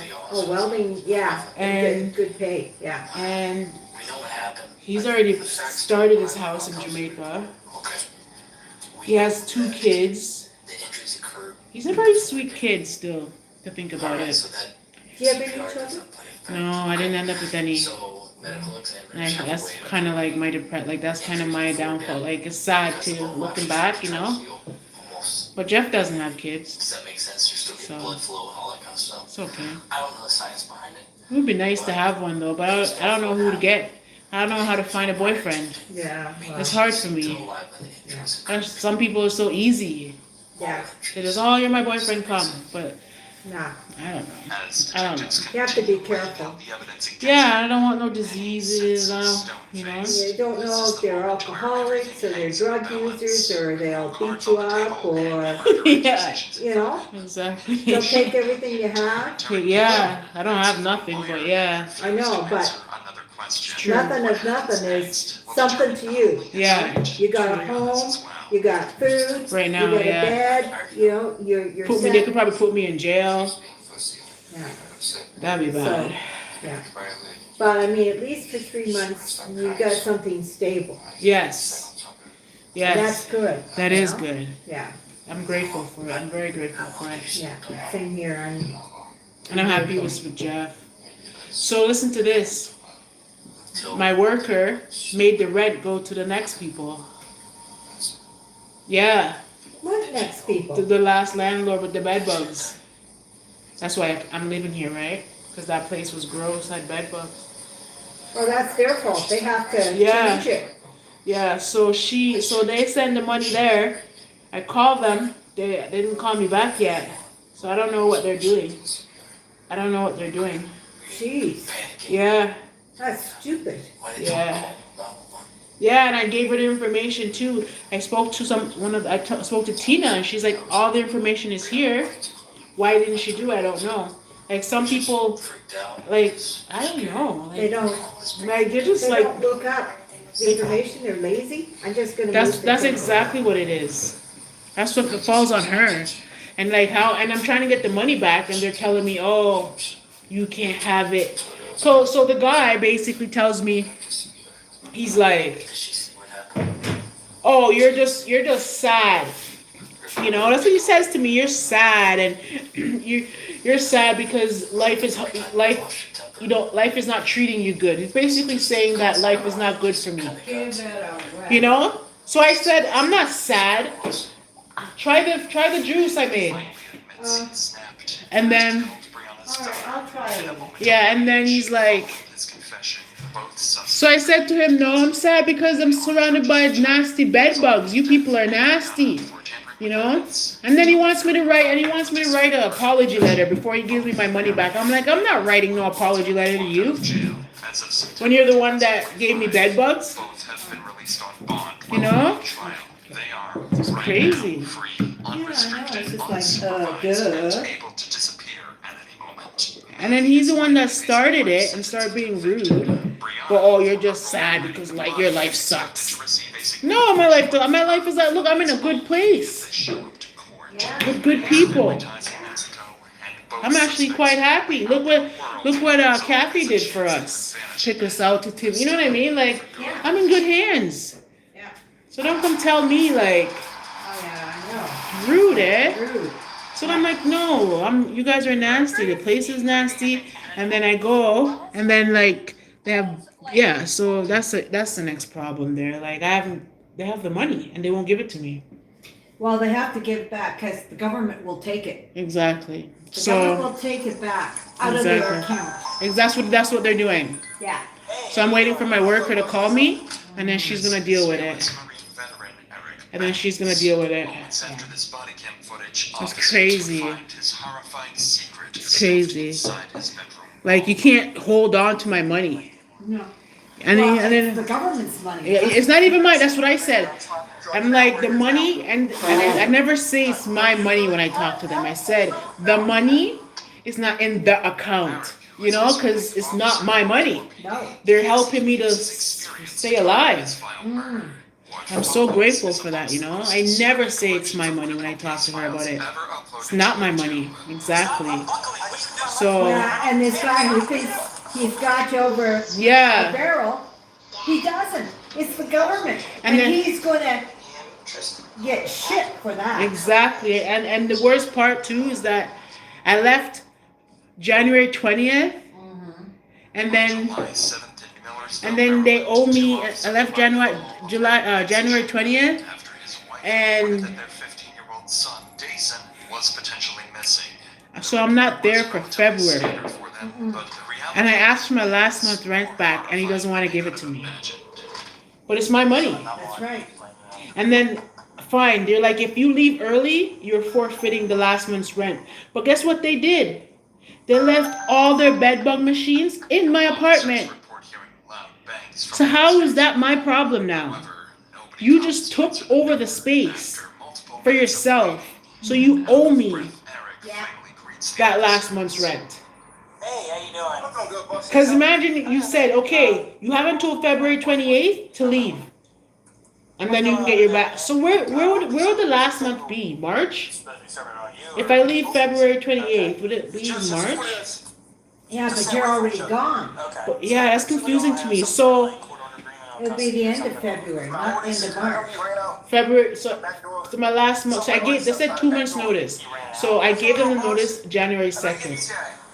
So they said February 28th, right? So that means, so where does the last month come in? February 28th? So I'm not there, so you owe me the money then. That's good, right? Have a little more ginger. I'm not used to juice like that. Blended juice, eh? Not quite what I like, but it's okay, but I'm not used to that. Yeah, I gotta, next time you go to the grocery store, can you grab a lot of ginger? Like, Oh, we can get a lot, we individually got filed a lemon. protective order against each other. yeah. Oh, we didn't get Illegal to lemon, we speak to got one another without a garlic. police escort. However, since Eric is not But I didn't go, I went today and I only spent like had custodial rights, cat food. which is why I think you don't have to give me back, you don't have to give me $30 this month for the internet, okay? Because you bought food and stuff. to move out makes the situation even more unusual. But yeah, like, Officers continue speaking with give me Eric, back my money, man. Like, I need it. and gather any clues that might I don't point to know. Dason is. How can they What think Eric they're in the says right? only raises their suspicions even I hope the judge understands and sides with me. Because if they don't, that's sick, eh? If the judge doesn't side with me, that's crazy, yo. I'm gonna be like, why? Would they do that? Having a felon probably would have been if he's walking No out of the idea. house. What do you mean? He'll work out those kinks later. And I can't live in bad boys conditions. I know, That's that's people. helpless. There's people there that's living in it, but like, they're all messed up. You know, like, Oh, they're street people, yeah, and they're used to it. yeah, exactly. So, Sitting beside Eric are his two sons, 5-year-old Crazy. Evan Banks and 3-year-old Tristan Banks. Crazy, they can't Officers didn't expect know it at the that time, but these two would the play a government, the pivotal judge role in can't uncovering expect the to say, horrifying oh, scene that you just know what, happened Miss inside Smith, that that's it. You don't get no money. You don't get nothing. I threw all my stuff away. My cat had a nice cat tree. He doesn't have that anymore. How am I passing yards looking? It's tracking, but. Well, they probably took all the stuff and Took it around the clock. sold it or used it for something else, you know? Yeah, it was crazy. Yeah, they thought I was gonna leave my workout stuff or certain things, you know. No, I took all that. It's so sad. Like, I don't understand, man. Like, I don't understand, you know. Yeah. Like, But for now, Officer Sutton he goes tells back me, to "Oh, his you're just sad. appropriate Your life is registration. depressing." He identifies the suspect And then as he's like, 34-year-old and then he says to the back office, he's an like, officer for the Baltimore Police "Don't Department. communicate He's been with an her officer since 2018. until she writes me an apology letter." Like, who are you? I don't even know you. Like, it sounds like he wants to bend me over and smack my butt. Like, I didn't do anything wrong. You went out of your way to tell me my life is depressing, and I said to you, no, my life is not depressing. You guys are nasty with your nasty bed bugs. And now he's like, oh, I'm hurt. You're calling us nasty. Watch what you say to people. Like, You have to be real Me and careful. him sit at the table, he cried to me. that hurts. He said, "You don't want to- Your life is depressing. You know we separated. No. He said he's tired of I was actually good. I have a nice e-bike. I just bought a car and it broke, but I had money when you were talking to me. I was in a good place. Yeah. I am in a good place, you know. I'm still in a good place. Right across from the lake, surrounded by wealth. You know, like, there's nothing wrong. I guess your mom told the judge you wanted to go with her, and you're going with her. He's like, what? Yeah, I don't. I'm like, well, stop packing your bags. And then now you're holding my money on top of it. Had a conversation. I said, what did your mom say? She don't Please, man, He please. said, yeah, but she's supposed to come here. I said, well, we Wow. don't wait. Because before she come here, there's some type of altercation. There needs to be police here. They can escort her, grab whatever she needs to grab, and go about this peaceful. Next thing you know, I went upstairs. I come out and said, you think he... My laptop broke. Did you bring your tablet? Go with his mom either? Yeah, Okay, that's good. but I'm not. Could be like hiding out. I can bring it out and you can play with it if you want. No, I have my own. I know, but I mean to fix it up because I haven't even started it. My daughter tried, but I didn't have Wi-Fi. That's what I'm saying. All right. My granddaughter tried to set it up. When they came to visit up there? All right, brother. Yeah, you have Wi-Fi here, so. I didn't have Wi-Fi there. Well, there's nothing really to set up. Like, I don't even know. Like, I haven't set up nothing with mine. I just use it for YouTube, to be honest. And I have no photos, videos, nothing. I don't Do you have to want it. recharge this? Yeah, it needs charging. It dies like your phone dies. Okay. And then you charge it like your phone. With the same charger? Could be, because this one that I just bought has the same charger as the phone. So it's probably the newer ones, yeah, they probably have the C charger. Same charger. Yeah, it's a C charger. Yeah, I so. have a C charger with my phone, so. Yeah. This is the kids room. DJ. This is my room. Oh man, this kid's body's in the wall. So sad. Oh, they found it? His body's in the wall. Yeah, they're going to find it. Oh. They're going to. Oh, he's still missing. They Yeah. don't know where he is yet. Yeah, exactly. Ah. Eric's demeanor had changed. Yeah. He advised Eric to relax and let them freely search the home. Yeah. They proceed to make their way to the third floor of the home, the floor which stores Eric's chilling secret. Before we get to yeah. that, So I've got 3 baskets of clothes now. HelloFresh makes it easy. There you go. For That's, wash. oh, that's a lot. Yeah. So I'll just do one at a time, and That's it. That's it. And you have, I guess you just put them back in the basket. No, I can hang them up. Okay. I got hangers, so I can hang up most of it. And I still have space in that square thing. Yeah.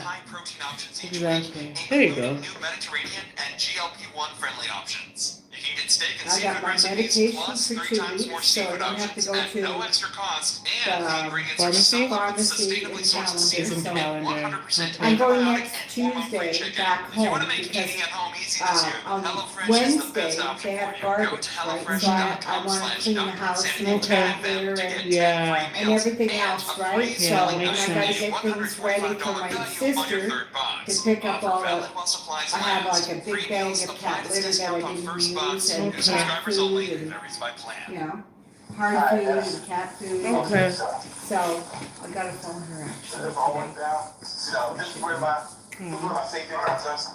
Yeah. Okay. So Where's your sister? Redbridge. Where? Redbridge. Redbridge. It's out towards Bracebridge? Temiskaming. No, Wow. near Quebec.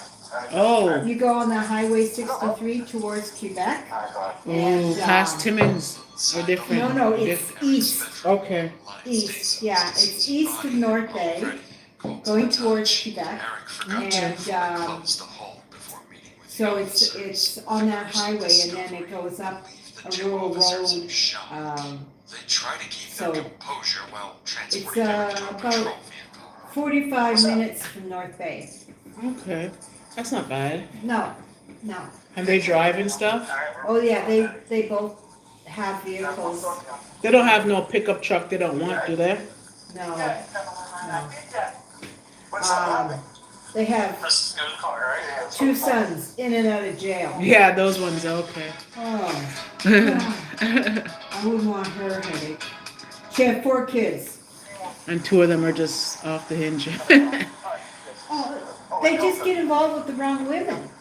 Oh, it's the woman putting them in jail because they fight and argue all the Well, the time. thing is that the youngest one was measures on Desa, Um, noting that his condition appeared inconsistent married, with an unresponsive had individual. He also notes that Desa 5 was children shirtless with and Oh, her, that's good. okay? soaked And with moisture from an unknown source. she was Outside pregnant the with the home, 6th, Eric is temporarily placed in the patrol vehicle. and but the within baby died. moments, the situation begins to And spiral things out of went. the officer's control. Okay.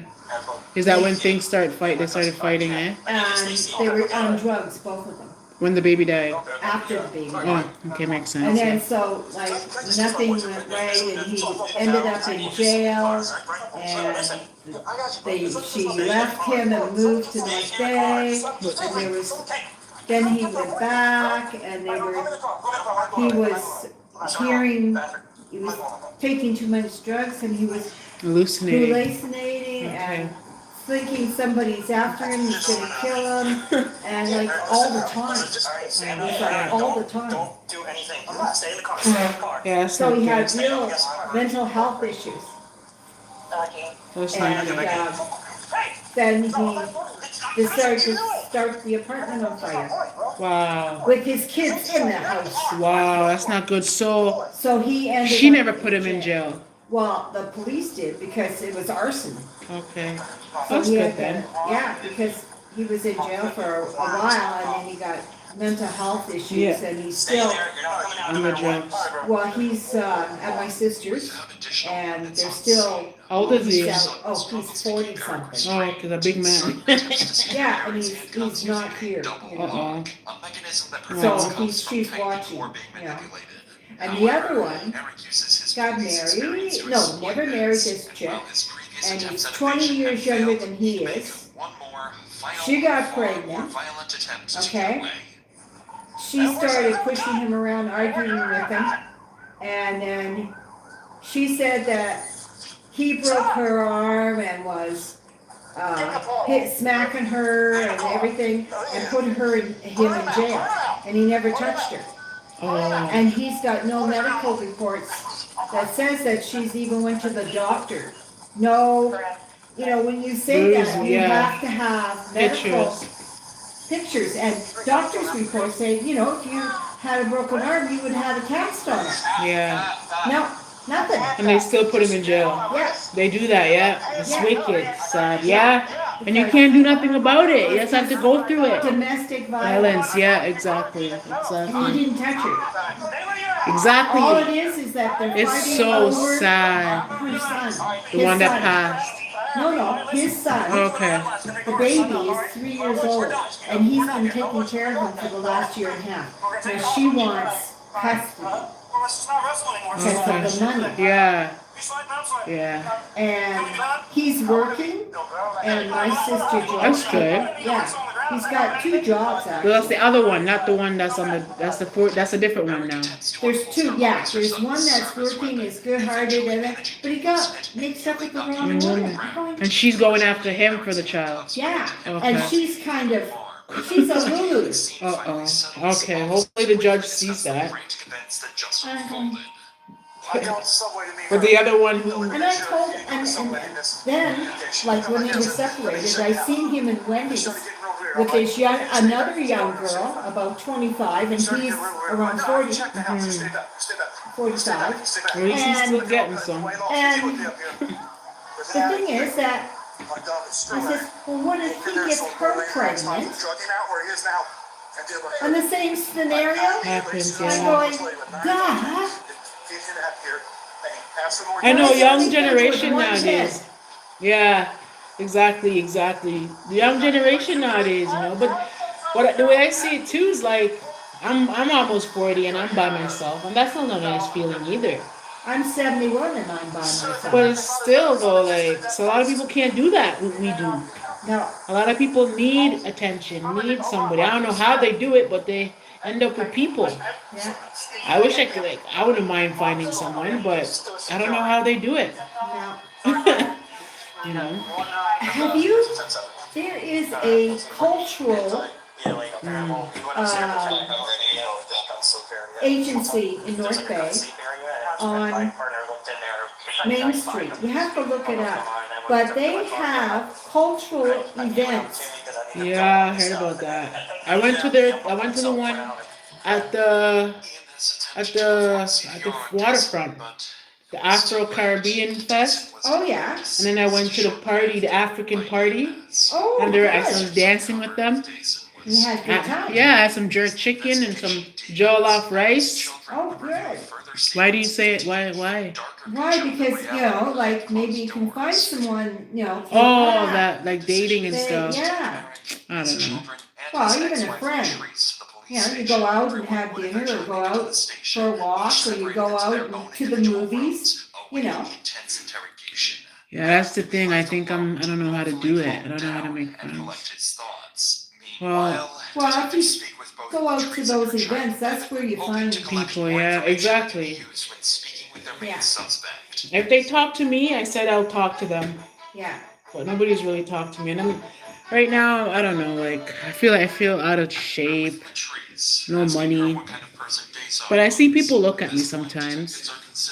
They're attracted sometimes. But right now, I'm just Well, like, you're a good looking woman, so. I try. Now my feet, like, yeah, my heart's been broken too. Yeah. So I don't mind just healing. But I don't know, it's been almost 5 years though. I need to stop, I need to be held. I need to be loved too, but Yeah. I'm not in no rush. I don't know, I am in a rush, but I'm not, but I don't know, like, I'm not the type to go to a fair to find someone, Some people are like that. They'll dress up to go out, meet people. I don't know. I signed up on Facebook dating. Find somebody there, that'd be alright.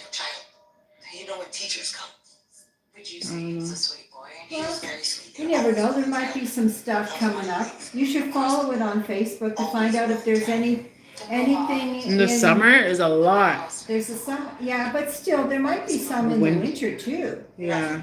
It's hard for me because I'm not a bus person like you, It's snowing, eh? I know, it was trying to snow earlier too. It was Crazy. snowing around 1 o'clock. But I don't think it's a bad thing. Like if I do get it, then Yeah. So let's talk about that. You called me and you said that you like if I do have to go on the bus for a job interview or something, I'll go. But I'm not trying to go out of my way, to go on a bus in the winter. On his nose. That circular dark mark on his upper nose. I like how you get up and go though. Also, Yeah. I like that about you. I'm like, she don't mind. Jeff said he saw you walking up the street. Yeah, I was talking to him. So I gotta call him about the turkey. yeah, whenever you're ready. Yeah. But he leaves on the 7th. So Yeah. probably after he comes back. Yeah. So, but I have to tell him about it, so, Yeah. that I have one, so when he comes back, he doesn't have to look for something to cook, that I have a turkey, so if he wants to cook it. Because I talked to Kathy about the turkey, and she says, oh yeah, he'll cook it, not a problem. He likes making the stuffing and the whole Yeah. thing, and, oh. Yeah, he's a good cook actually. Yeah, he is a good cook. Yeah. Try this food. But yeah, you can take the bus right there, eh? Yeah, Remember I was right across telling the you? street, which is nice. Yeah, right there. Right there. Fowler. Yeah, and it's good because they'll go to calendar. I gotta phone my friend Ralph on Tuesday to see what time he's going for lunch. So I can meet him, we'll have lunch together, and then he can drive me home. Nice. Because he lives on the same street as I do. Nice. That's And he cool. always goes for lunch every single day at Timmy's. Tilly's. Okay, nice. Yeah. Those people are good, eh? Like to.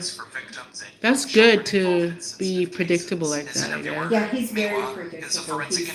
Oh, he's gonna go here. He was so predictable, okay, that he was supposed to go for a tax clinic, and he never showed up, okay? My job is to talk to kids And families, everybody was all the time, worried. today I get to talk to you. Yeah, and someone says, And I, he's never talk about a lot of missed different things one in of these this room. things. He's always there. Yeah.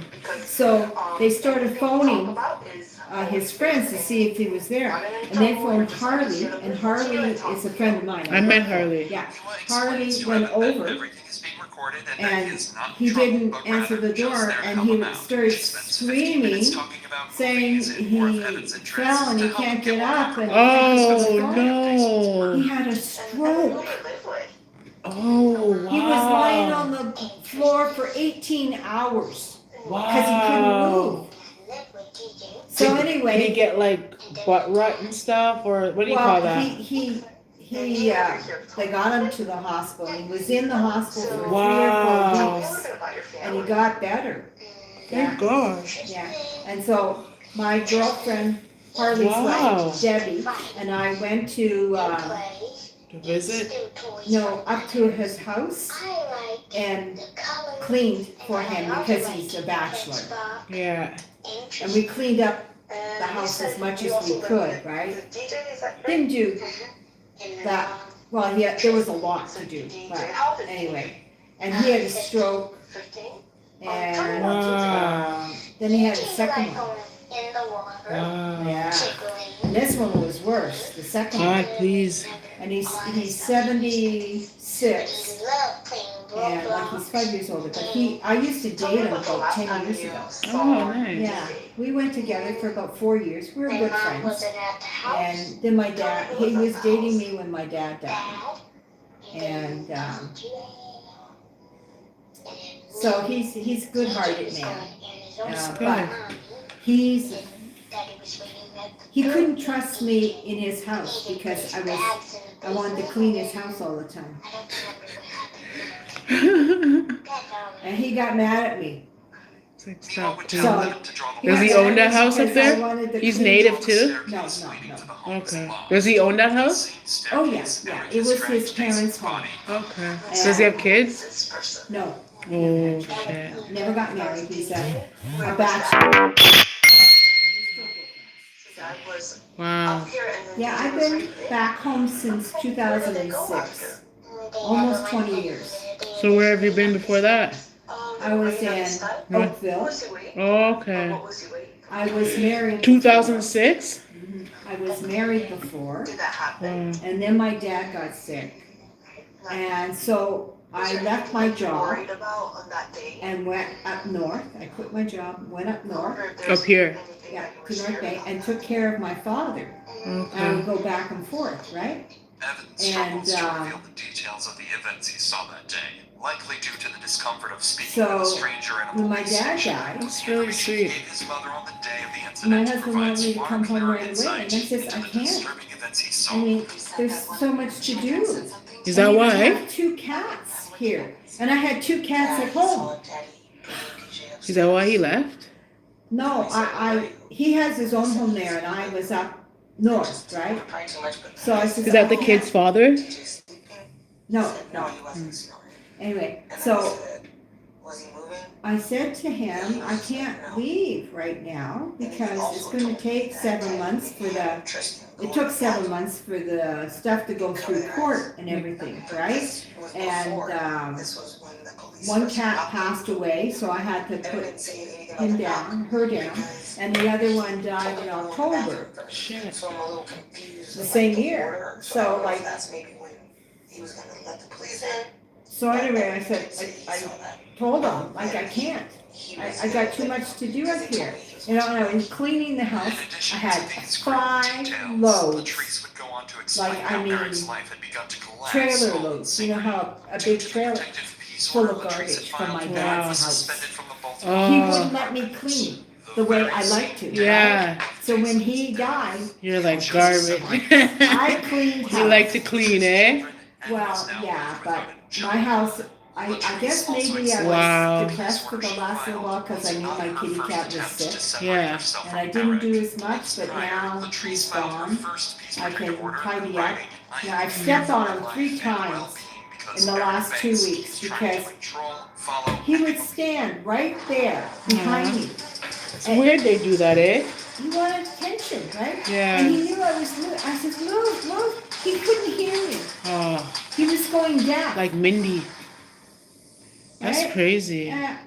And even with like Chris, he lived with me for 2 years, and Buddy was his best friend. Would lay on top of him, and you know they would cuddle and everything for every night for 2 years. And then when he came today, he didn't have nothing to do with it. I gave it to him, and he was like, Oh, he was hissing at Chris too. yeah. Oh, he's tired, yeah. He's done. He was sore and achy, and I couldn't hold him either. He wouldn't let me hold him. Wow. And I'm his mommy. Justice system worked So, just as well as any interrogator working Aw. against him. But Yeah. unfortunately for Eric, the interrogation he was about to undergo would crack even the most well-trained Aw. of suspects. anyway, So Ralph, are you gonna go have lunch with him on Friday, on Wednesday, Tuesday? Tuesday. Yeah, but I got some things You to talked do. to him already about it? You told him already? Eric had attempted to attack an officer Are you earlier gonna in the call day. him? He's been handcuffed to the I table haven't, to restrict movement. told him? Eric is left alone for But I told him about hours putting as the the cat down, detectives prepare for his because we had lunch interrogation. with him yesterday. Okay. I told him I wasn't going out for fish and chips at the Legion because I don't think I was gonna be feeling very great to To eat. has a small camera placed in I an just- unusual Is a Legion location, at the which thing there? Eric never Huh? managed to Is a spot. Legion a The calendar? primary Yeah. investigator It's a assigned to good- this case it's is busy. Detective Lewis On Adrian. Friday nights, they Prior have service a in the meal, United States military and then they have a likely band factored that into the plays. department's strategic They have choice a to have dart, him come to the uh, interview. Bus? This shared No, they background have a enables dart. Adrian Oh, to split dart. the camera darts, with Eric Yeah. on one and side, opponent in the upcoming and interaction. the band's on the other side, so, you know, while we're here, we want to talk You guys are hanging out? yeah, That's cool. sometimes, I play darts, and sometimes I just go home. Mm. Yeah. That we have to go Sometimes, well, I would walk home. So what I'm gonna do is You we're know, just gonna go to, to you know, Miranda walk first of home, all, so, Yeah. and then I'll start getting all the What's other it? information, okay? it's about a mile, Eric yeah. is right. Mile. The detectives would Yeah, say you're pretty they strong. were connecting I hope you Eric continue and bonding being over strong. their shared Well, military So if I you don't should keep walking up there. walking, Yeah. You have Don't even stand there. Just keep walking to the bus stop up there. Yeah, it's 350 steps. You counted? Yeah. Nice. You have a bit fit or something, or you count in your I head? count in my head. Oh, you're one of those. You can do that. Yeah. That's good. And then I wanna see how many steps that way. Okay. But if I miss, if I see the bus go down, I know it's only so, like, It's 5 minutes. quick, yeah. Not even 5 minutes. So if I see it and I miss it, then I have to really run to that next bus stop. This friendly conversation Oh man, maybe you should just leave 10 minutes before the bus comes here. Yeah, that's, Because I gave you on your phone, Yeah. right? Have you been using it? yes, yeah. It does show up. It does help. Quickly brought back to the reality of why he's Yeah, don't stop walking. Even Jeff, he goes to the gym and stuff. Like, you guys Go need to, swimming, yeah, Swimming, you guys need that. yeah.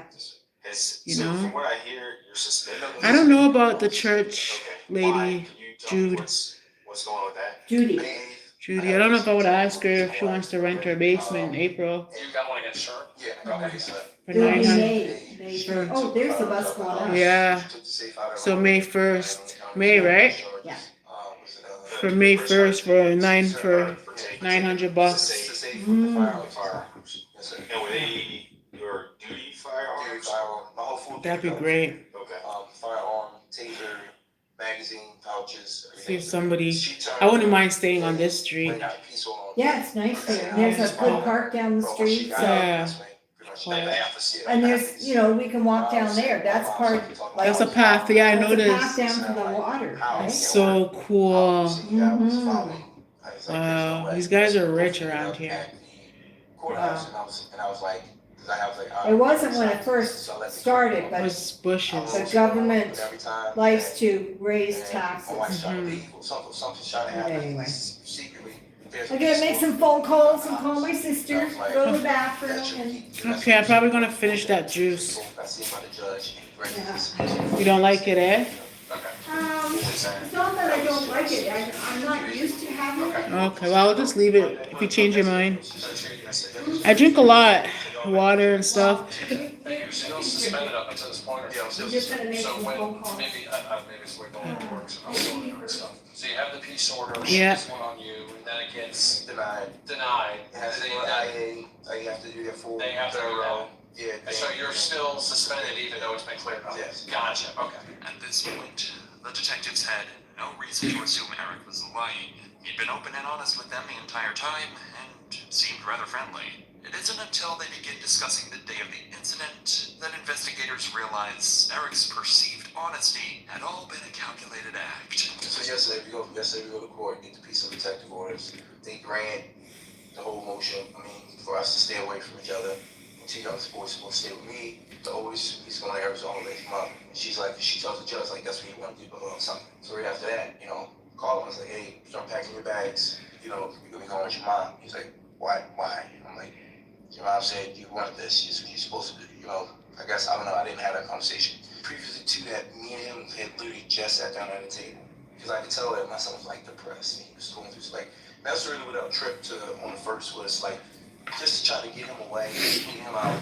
Sit down at the table, and I'm like, what's going on with you? How are you feeling about this? Where are you at with this? And he's like, honestly, I don't know. He's like, I hate it. I don't want to feel like I'm choosing sides. I just want to be left alone, right? Because then it's like, they call me telling me this and this and that, and it's like I gotta keep certain things from you. It's like I don't want to be a part of this. He's like, I'm tired. So I said, just go and start packing your bags. He's like, okay. We wait to get my paperwork. And on my way home, I just felt like I was done. Like, you know what? Today's gonna be the day I'm doing it. Okay. I feel like my family's falling apart. I'm suspended from work. Possibly gonna lose my job. So it's like situation. Keep going. It's like vendetta. And I even sent a text and said, I don't know why we feel like we have to be at war. Like we should have to be at war. It's like if you out here lying to these guys, so like I guess you could be like, what are you trying to move in with them? Tell them that you're living in hotels or you're not. You're staying with your mom. Like what are you doing? So at this point, it's like, you know what? I'm just tired. Yeah, you're tired of it? Yeah, It's tired, it's a way out of get these, I get, a lot of people go through that. And it was just like nothing. I felt like everything was just coming to me. And I feel like that now. Like honestly, everything was coming to me. I was like, you know what? I'm just gonna do it. And it's So you got home yesterday, was there anyone in the house? It was the son was in the house. Okay. Evan was in the house. And Tristan was in the house. So you go in there and you're doing all this stuff, right? I go in there. I see him upstairs. He got his bags back. And he told me to take his stuff downstairs when your mom's come. And she called him. It's like, mom's calling. He was like, what did I say to her? I say, tell her. Just talk to her. Like, she told me, And he answers the phone. And we have a conversation. And that's when I'm like, okay, what she said? She said she's going to be in that area to bring my stuff downstairs. I said, okay, cool. I said, so cool, she can come. When you come, everything goes smoothly. This is the moment where Eric's act begins. Notice how he begins looking blankly into the ceiling as he recounts critical moments. For the last hour, Eric hardly looked up to the ceiling once. I go downstairs, I'm in the kitchen, I just made a big bowl of, Gatorade. Not a big bowl, but a big picture of Gatorade. It's blue. I believe it's still on the counter. But I like to say you never know. The bag of crushed up pills that I had was right there. The son came downstairs, he asked me something, he was like, what did he say? He came downstairs, he asked me something, and I can't remember his exact verse, he was like, asked me, I think it was legal or something like that. I said, son, just wait, because he was like, I don't want to go. He just told me that he didn't want to go. So I said, look, just wait. We're not going to talk about shit. Because I want to take your brothers to your mom's house and come back. I said, if your mom gets here, once you get back, unfortunately, you got to go with her. That's just the way it is. He's upstairs. I told Tristan, I said, Tristan, go get your shoes. Tristan said, okay. So Tristan goes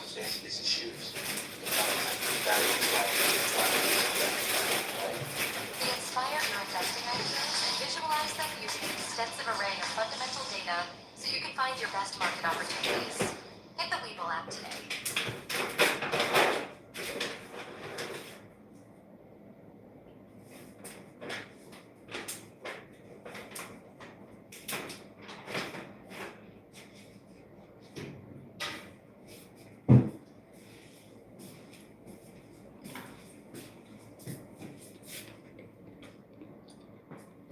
He comes, he's like, Daddy, what's wrong? I'm DJ. I'm like, huh? So I go upstairs. DJ's he's in the bathroom. He's in the bathroom. He's in the tub. That's right. I seen him. I was like, what the fuck? That's why I'm pulling him out the tub. And as I'm pulling him out the tub, I lay him flat on his back on the floor. And was it at that time? Yeah, I'm not sure. I think it was Evan Tristan. He was like, Daddy, somebody at the door. And I'm just looking at my feet, like, what the fuck is this? I'm like, what the fuck? Eric makes his story clear. He had planned to end his life, but coincidentally, Dayson had the same plan and did it first. It's an extremely complex alibi and only becomes more unlikely after Eric explains why Dayson's body ended up hidden inside his bedroom. So I go downstairs, go to the front door. The officer's there. Okay. And I panicked. I was like, I don't know what the fuck to say. So he asked me, he was like, hey, what's going on? I started talking to him, telling him what's going on. What did he say? He said, so what's the situation? And I told him about the situation. I was like, my wife, she's supposed to wait on y'all to come. Y'all supposed to be serving her with a piece of potato. I'll just go through some of these steps. Eric would recount his story exactly the same as before, claiming he simply found Dayson dead and had nothing to do with it. And it seemed as though Detective Adrian had nothing concrete to combat Eric's lies. That was until he brought out Dayson's autopsy report. I'm gonna tell you this. I know that you spent 10 years in the military, and you were in the Marines, weren't you? Yes. What's their whole thing in the Marines? Like, what do they always teach? Honor, integrity. Honor, courage, yeah. And to be honest with you, I don't see that from you right now based on what you're telling me. Okay. I think you're telling me something different. Okay. But I know you're a Marine. Okay. I know a lot of people that's Marines, man. And that's one thing that they like, integrity, honor. No, you don't mess with that if you're a Marine. Yes. I know you want to tell me the truth, and you sitting here like giving me a story. You giving me what I want to hear, just to sound good, but it's not it. That's not it. Trust me, I'm not trying to sound good to you. And I'm gonna tell you the other thing. And I'm gonna be straight up with you. Yeah. You keep talking about the autopsy. The autopsy said he was strangled.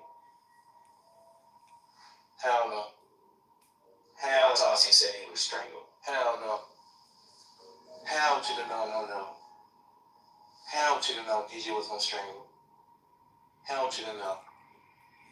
I'm gonna just let it sink in and let you decide what you gonna explain that to. No, DJ wasn't strangled. Well, then what happened? Tell me what happened. There's no, DJ was not strangled. DJ, like I told you, DJ went downstairs, he came back upstairs, and DJ was in that tub. Like I said, when I came in that room, he was in the tub. When I grabbed him out, I grabbed him like this, and I pretty much put him in the fireman skirt. When they left, I could drag them up to my room. If that's the case, I would have left him in there, and I would say, or had them come in there to be like, but DJ wasn't no strangle. There was no way DJ wasn't no strangle. That's your boy. You had pride in him. But you had pride in him. You were trying to help him out with his grades. You were getting him in STEM class. But you saying DJ was strangled? No. Well, then tell me what happened. This didn't happen. I'm gonna tell you that right now. This didn't happen. You saying he wasn't? So no, I'm not saying that. I'm not saying that.